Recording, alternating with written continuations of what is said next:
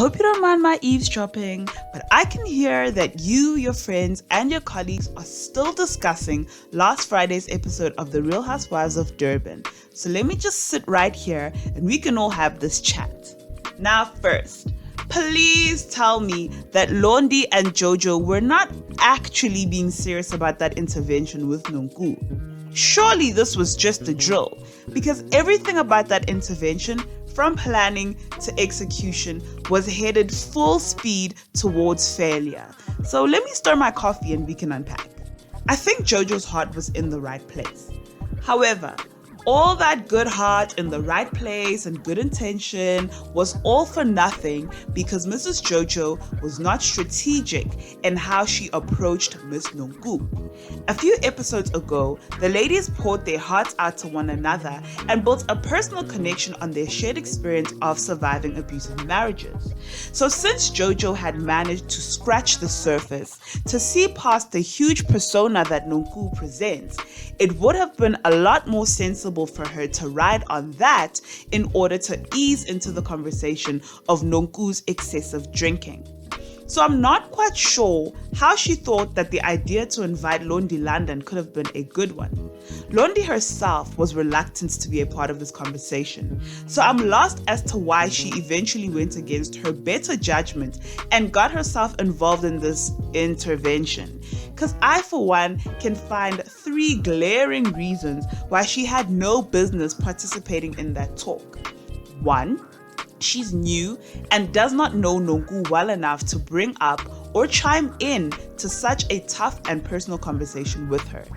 2, she is close friends with someone that Nonku is currently in conflict with, that being Annie. And 3, it was not so long ago that she was teaming up against Nonku with Annie, accusing and confronting Nonku's mom of calling them unintelligent airheads. So it's really no wonder that Nonku felt attacked and insulted. As I was watching that intervention, I took note of the fact that Londy does not actually have a knack for choosing the right words and managing emotions. That chat needed someone who's diplomatic and able to keep her composure. And Londy is evidently not yet that person. Let me show you what I mean. We were actually talking about how you are always drunk at all our gatherings. Drunk.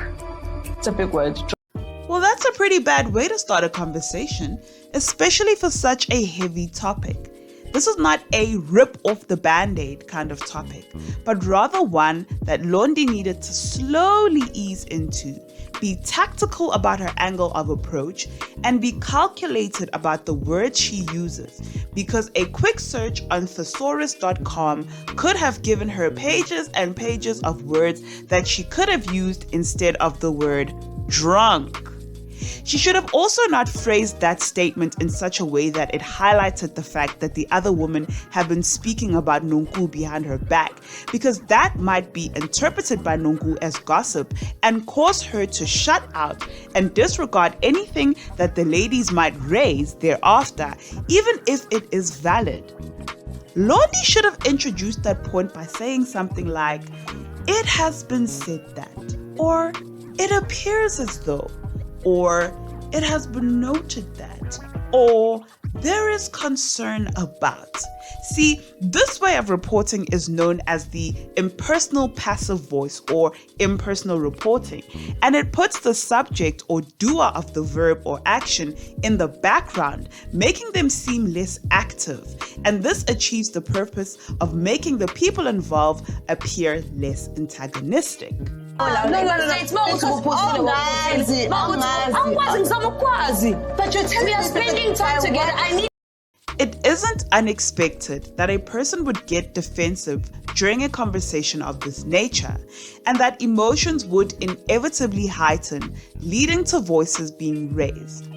But as one of the conveners of this intervention, and knowing that Nonku comes with a strong personality, Londy needs to have preempted that, and as such emotionally prepared herself to stand firm and be unwavering against Nonku's pushback. And how we can see that Londy did not come prepared for Nonku's backlash is that when Nonku raised her voice, Londy responded by raising her voice too.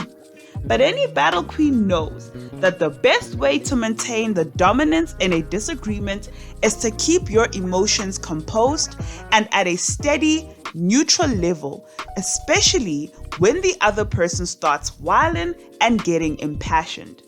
I mean, her friend Annie is the 5-star general of warfare on the show, so Londy should have gotten some pointers on dealing with Nonku.